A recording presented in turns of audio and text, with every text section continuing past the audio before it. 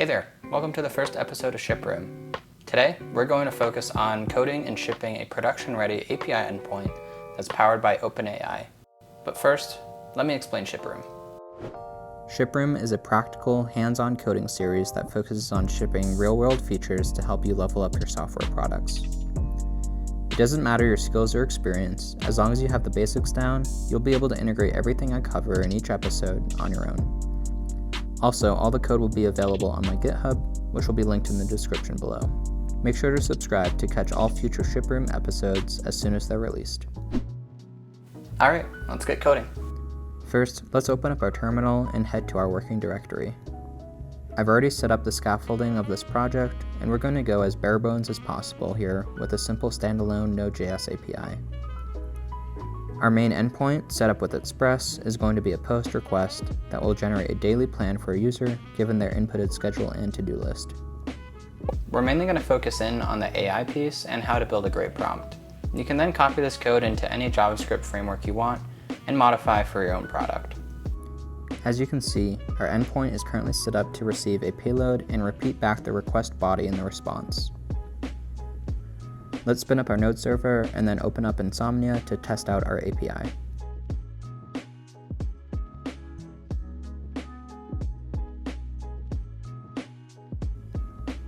Looks good. It's pretty basic at the moment, but it's time to spice it up.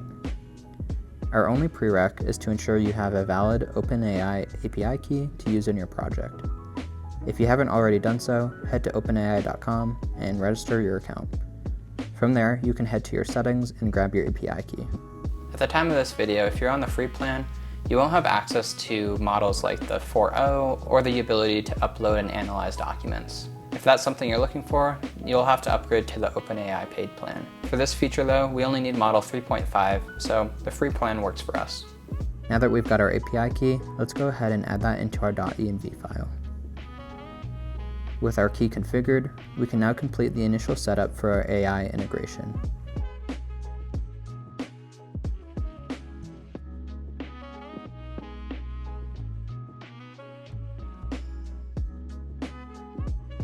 I'll go ahead and run npm install OpenAI to get the OpenAI npm package, and then we'll create a simple config file called openai.ts to configure up our instance.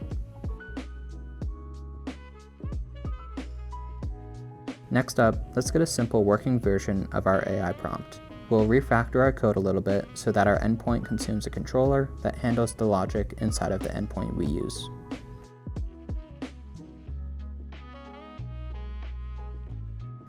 Okay, now within our controller, let's get a really simple prompt running just to ensure our OpenAI instance is configured properly. As mentioned, I'm going to use GPT 3.5 Turbo for our project, but there are plenty of models to choose from, which you can check out on the OpenAI docs. With OpenAI, the messages object is where we can start to make some AI magic happen. I'll cover some of the best practices for prompt engineering a little bit later, but for now, we just want to see this endpoint work, so I'm just going to provide a really basic system message just to get this going. So with that in mind, our system message will be just to respond to the user with a greeting in the format of your greeting and then the user's name. After the system message, we'll provide our user message, which is going to be, "Hi, my name is first name." And the first name will be passed in from the body of our post request. Now for the response, the data that we're going to want to use will come from the choices array. Since we didn't set up n to a different value, we can always expect our response in index 0 of the choices array. If you specify a higher n number, you'll be given additional variations in your response. Let's go ahead and open up Insomnia again and see how our endpoint is working now. Looks good. Now let's start modifying our prompt to give us valuable data related to our jobs to be done for this feature. We'd also rather have a usable data structure to work with instead of just text for this feature.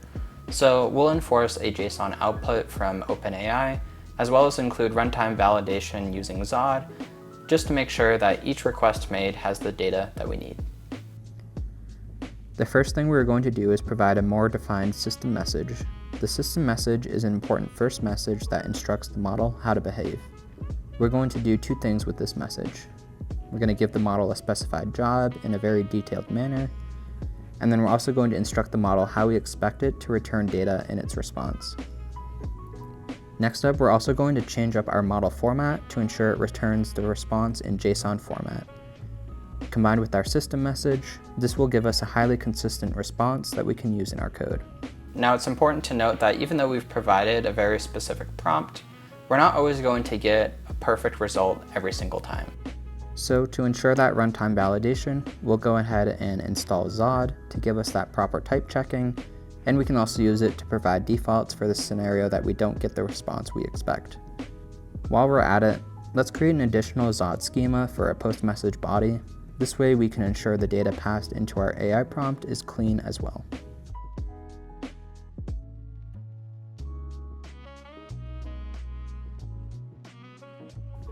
Lastly, let's make sure we're handling errors properly with a try-catch. Okay, now that we have our AI response and potential errors properly handled, let's modify our prompt to ensure we get useful data. A couple keynotes while building this prompt.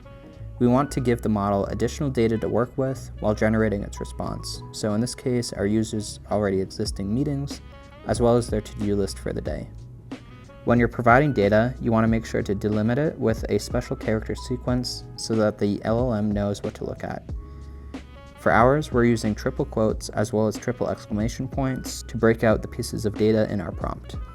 Additionally, we want to be very specific with our prompt to ensure useful results in the context of our business. So we'll go ahead and write a few rules to ensure our AI follows them properly. Okay, let's add a realistic input into Insomnia and see how our prompt does. This is looking really good. The last bit we can do here to really level up our feature is to use chat history, also known as prompt chaining, to ensure even more unique responses per user.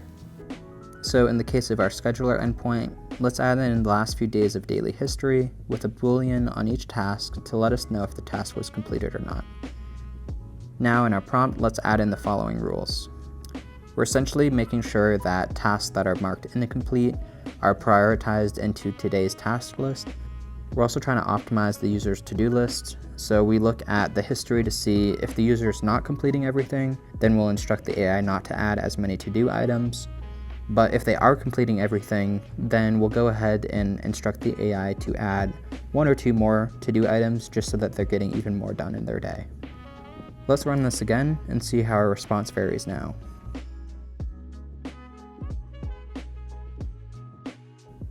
And just like that, you can see how prompt chaining can add a lot of value to the end response if you implement it properly. All right, that wraps up our AI scheduler endpoint. I hope you found this content valuable, and now it's your turn to go ship some code. Subscribe for more and click the little bell to be notified about my next video.